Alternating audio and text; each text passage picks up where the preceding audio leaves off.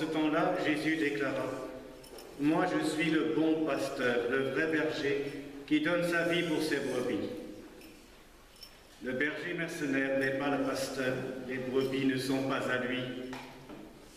S'il voit venir le loup, il abandonne les brebis et s'enfuit. Le loup s'en empare et les disperse. Ce berger n'est qu'un mercenaire, et les brebis ne comptent pas vraiment pour lui.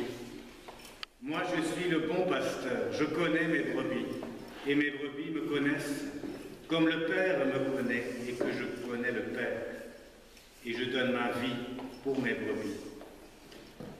J'ai encore d'autres brebis qui ne sont pas de cet enclos. Celles-là aussi, il faut que je les conduise. Elles écouteront ma voix. Il y aura un seul troupeau et un seul pasteur. Voici pourquoi le Père m'aime, parce que je donne ma vie pour la recevoir de nouveau. Nul ne peut me l'enlever, je la donne de moi-même. J'ai le pouvoir de la donner, j'ai aussi le pouvoir de la recevoir de nouveau. Voilà le commandement que j'ai reçu de mon Père. Acclamons la parole de Dieu. Louange à toi, Seigneur Jésus. Nous parlons du dimanche du bon pasteur et donc durant ce dimanche, internationalement dans le monde entier, nous prions particulièrement pour que le Seigneur donne à son Église de bons pasteurs. Alors je ne sais pas si nous sommes avec le Père Jean-Marie fruit de vos prières. Est-ce que nous sommes pasteurs? Objectivement oui, bon, je ne sais pas, Dieu connaît, Dieu sait. Sachez qu'en tout cas, je suis sûr que tous les deux et tout prêtre aussi, nous tendons à être bons, nous tendons. Et heureusement, vous êtes là pour nous aider, pour nous inviter à nous convertir jour après jour. Quand vous téléphonez que je suis en retard à la messe. Et je crois que c'est très beau, justement, ce mouvement de l'Église qui prie pour les pasteurs et qui prie aussi pour avoir de bons pasteurs. Il y a malheureusement aujourd'hui des séminaires mais qui ne sont pas très remplis. On dit toujours ça va, le mouvement va reprendre, ça commence à se remplir, mais on ne voit pas beaucoup d'entrées dans nos séminaires. Mais le regard ne doit pas être négatif, le regard au contraire doit être positif. Pourquoi est-ce qu'on ne voit pas beaucoup d'entrées? Peut-être que c'est parce qu'il y a justement une communion dans l'Église et que ce n'est que le reflet de notre vie ecclésiale. Et donc, si nous voyons notre vie vivante aussi dynamique dans notre paroisse aujourd'hui, peut-être que les fidèles que nous sommes aujourd'hui, dynamiques, pleins de joie, de désir de louer le Seigneur, cela va porter du fruit dans les années qui viennent, puisqu'il faut au moins, vous savez, environ entre 9, 10, parfois 11 ans, pour qu'un jeune séminariste devienne prêtre. En tout cas, nous prions pour que dans notre Église soient suscitées des vocations. Et la difficulté, c'est comment susciter ces vocations, ces pasteurs de l'Église. Et je pense qu'on peut entrer dans cet évangile qui nous est proposé, justement. Ce bel évangile magnifique qui nous dit, à travers la parole de Jésus, « Moi, je suis le bon pasteur, le vrai berger. » Pourquoi? Je me suis posé cette question en préparant cette homélie. Pourquoi est-ce que Jésus prend ces verbes? Il pourrait dire, je suis le bon pasteur tout court. Pareil, ça va regarder. Eh bien, peut-être en faisant un peu, on peut voir une distinction qui peut enrichir ce thème du prêtre et donc du pasteur de l'Église aujourd'hui. Je suis le bon pasteur, le pâtre. En français, quand on parle du pâtre, P-A, accent circonflexe, P-R-E, c'est le petit, le tout simple. Le pâtre, celui qui fait paître son troupeau. À la fois, il est humble et en même temps, il a une mission importante. C'est de rassembler le troupeau pour le mener vers de verts pâturages, comme dit le psaume. Et quand on pense au fait que le pâtre fait paître son troupeau, on se rappelle cette magnifique parole de Jésus à Saint Pierre,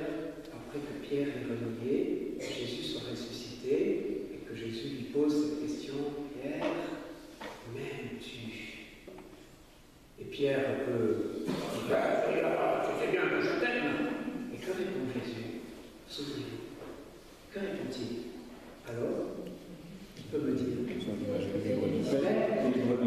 alors, peut-être que vous n'êtes pas habitué parce que vous l'entendez plus que vous ne le lisez, mais ce n'est pas écrit paix, P-A-I-X, mes brebis. Sous-entendu, je vous souhaite la paix, mes chers brebis. C'est paix, P-A-I-S, mes agneaux, mes brebis. C'est-à-dire, fais paître mes brebis. Et cette parole extraordinaire de Jésus qui confie à ses prêtres, à ceux à qui il donne une responsabilité de veiller, il leur confie, mène-les, fais paître mes agneaux, fais paître mes brebis, mène-les vers de verts pâturages, mène-les, guide-les, rassemble-les tout d'abord, appelle-les.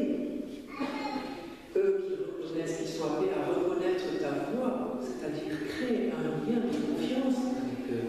Soit un rassembleur, pas un rassembleur de manifestation, soit un rassembleur en vue de guider vers un lieu où ils pourront trouver une bonne nourriture. Et vous voyez comment, quand Jésus dit « Je suis le bon pasteur », il invite les pasteurs, et nous, prêtres en particulier, aujourd'hui je parle plus des prêtres, donc, nous, prêtres, il nous invite, ça nous remet en question, ça nous invite à nous convertir, hein. Il nous invite à vous guider, à guider les brebis, que vous êtes vous les fidèles. Et ce lien est merveilleux et respectable, et il doit y avoir cette distinction, même si on va parler tout à l'heure du sacerdoce baptismal, mais ce sacerdoce ministériel, Jésus qui parle à Pierre, Jésus qui parle à chacun de ceux qu'il choisit pour guider le troupeau, pour faire paître, pour donner la bonne nourriture. Voilà cette responsabilité extraordinaire qu'a le pasteur. Et puis, je suis le vrai berger. Donc, je suis le bon pasteur qui mène paître, qui rassemble le troupeau, qui le mène paître, qui donne bonne nourriture. Et je suis le vrai berger. Le berger, c'est plus celui, pas tant celui qui va accomplir une action, de rassembler, de nourrir, mais le berger, c'est celui qui va se rapprocher de la brebis. Le mot berger vient originellement du latin, verbe ericum, ou je ne sais plus quoi, celui qui s'occupe de la brebis. C'est-à-dire, il est aussi non seulement celui qui voit en commun, qui rassemble tous les fidèles pour les guider tous ensemble, mais il est celui aussi qui a une intention particulière pour chaque brebis. Et on représente le bon pasteur souvent, en même temps qu'il est avec son bâton, il a aussi sur ses épaules une brebis. Comme s'il aimait, et c'est le fait, c'est son inspiration, c'est sa vocation, aimer chacun de manière particulière et de manière unique. Et si une brebis s'écarte, il ne va pas hésiter à laisser le troupeau, ce qui n'est pas rentable du tout, c'est pas logique normalement. S'il y a des loups autour et que la brebis s'égare, il vaudra mieux garder le troupeau et dire tant pis, ça passe dans pertes et profits, de pertes et profits, du brebis égaré. Mais non, ce berger-là, il a cette particularité, c'est que même s'il y a le troupeau, il prend le risque parce qu'il a un souci profond, cordial de la brebis qui s'écarte, et donc une attention particulière pour chacun. Et il va aller vers ceux et celles qui sont les plus faibles, qui ont besoin de soins et qui se sont égarés. Voilà, je dirais, ces deux qualités du prêtre aujourd'hui qui lui sont demandées. Mener le troupeau, guider les fidèles, les rassembler. Les fidèles qui reconnaissent la voix du Maître. C'est la voix de l'Esprit Saint, bien sûr, qui parle à travers la pauvre parole du pasteur. Et puis, le berger qui se penche, qui est à l'écoute, qui exerce sa compassion. Vous voyez, le ministère de prédication, de gouvernement, et puis le ministère de compassion.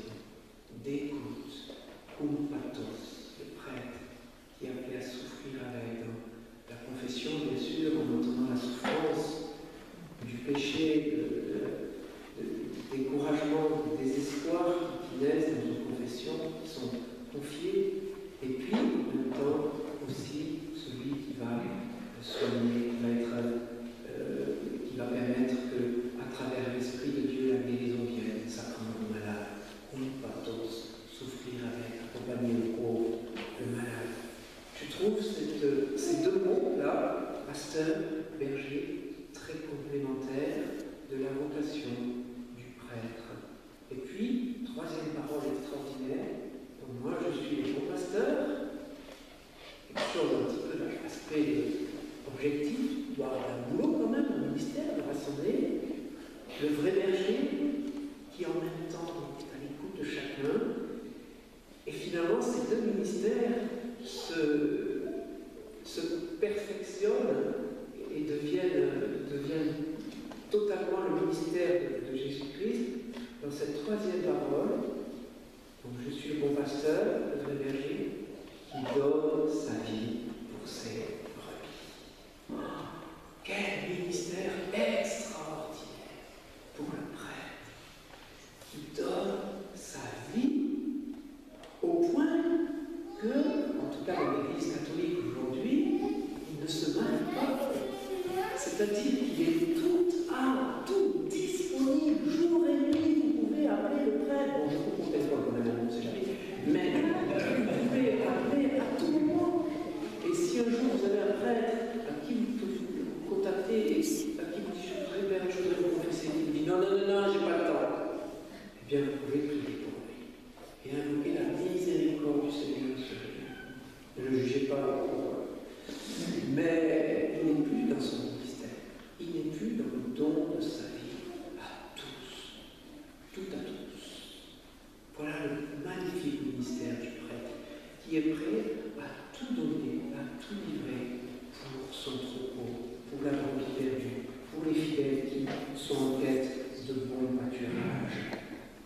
Et bien sûr, Jésus nous dit voilà, le berger mercenaire n'est pas le pasteur. Et souvent, eh bien, voyez bien que vos prêtres soient un petit peu comme des mercenaires, c'est-à-dire que l'on travaille et finalement, vous sentez parfois, dans notre travail, on attend quelque chose, on attend un salaire, on attend votre amitié, on attend d'être reconnu, alors que ce n'est pas ça. Et on est appelé à nous convertir, nous prêtres, parce que notre véritable vocation, notre véritable bonheur, c'est pas d'obtenir un salaire comme des mercenaires, même si on en a un, je veux dire, il n'est pas terrible, il n'est pas très attirant, donc c'est pas le motif pour lequel on est prêtre, on garantit. Mais le vrai motif, c'est le don de nous-mêmes, parce qu'il est motivé, bien sûr, par la configuration de Christ. Quand je choisis de servir le Seigneur dans l'Église, en étant prêtre, je choisis de suivre le chemin du Christ et de me configurer, de devenir Christ et finalement d'être en son nom, parole de Dieu qui s'incarne dans la vie de tous. Et c'est tout le sens, le centre de la vie du prêtre. C'est l'Eucharistie, l'action de grâce dans laquelle le prêtre prend le pain et le vin, et par les pauvres paroles du prêtre, mais elles sont riches et magnifiques parce qu'elles viennent par l'Esprit Saint accomplir une œuvre extraordinaire qui s'appelle la fonction de sensation. Le pain et le vin deviennent corps et sang, et ainsi le prêtre, en la personne du Christ tête, in persona Christi capiti, fait venir par l'Esprit Saint le corps et le sang de Jésus sur l'autel. Voilà le centre de la vie du prêtre. C'est-à-dire que sa vie à lui personnelle, sa vie humaine, devient la vie du Christ d'Eucharistie en Eucharistie. Et plus le prêtre va célébrer la messe, plus il sera configuré au Christ. Et quelque part, presque malgré lui, je ne dis pas être en dehors de la théologie, parce que vous avez ici un prêtre qui se prépare doctorat en théologie fondamentale, Jean-Marie, je ne peux pas présenter, il est étudiant au CFDEX, il se prépare, il est doctorant en théologie. Il était à un colloque à l'ICP ici. Donc, soyez bienvenus, merci d'avoir pu l'évanger. Donc, le prêtre devient presque malgré lui. Il suffit qu'il dise oui du bout des lèvres. Et la grâce de Dieu l'envahit. Et la personne du Christ l'habite totalement dans la mesure où il l'accepte. Et c'est pourquoi, vous voyez, il y a ce lien très fort entre vous les fidèles et nous les prêtres. Parce que quand vous communiez au corps du Christ, vous communiez en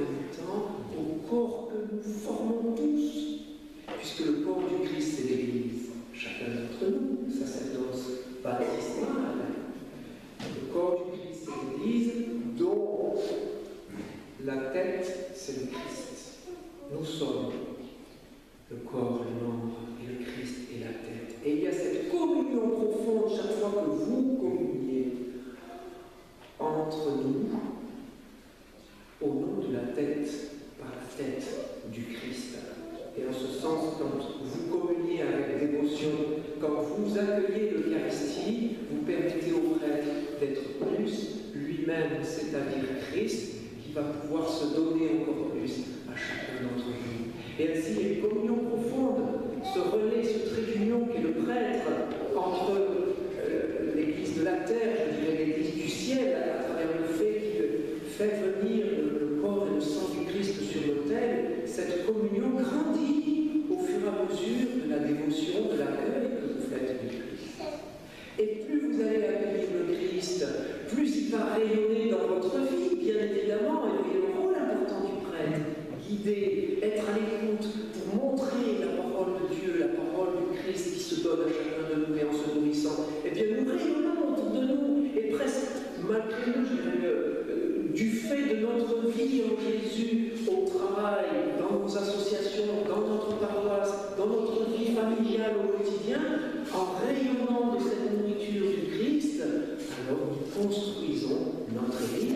Et inexorablement, si nous avons des enfants qui nous voient aller à la messe et qui nous voient rayonner après la messe au lieu de râler parce que ouais, on était en retard, ça compte de toi, ça fait... Et si on accueille Jésus pleinement, qu'il habite totalement notre vie, alors dans la famille, une communion va s'établir et obligatoirement les enfants vont voir, mais c'est donc Jésus qui est le centre de notre vie. Et peut-être que l'un de nos enfants va se dire, mais s'il est le centre de la vie, pourquoi moi aussi je ne ferai pas comme ce prêtre qui apporte l'amour de Dieu autour de lui à travers son ministère de prêtre, et ainsi naîtront nos vocations.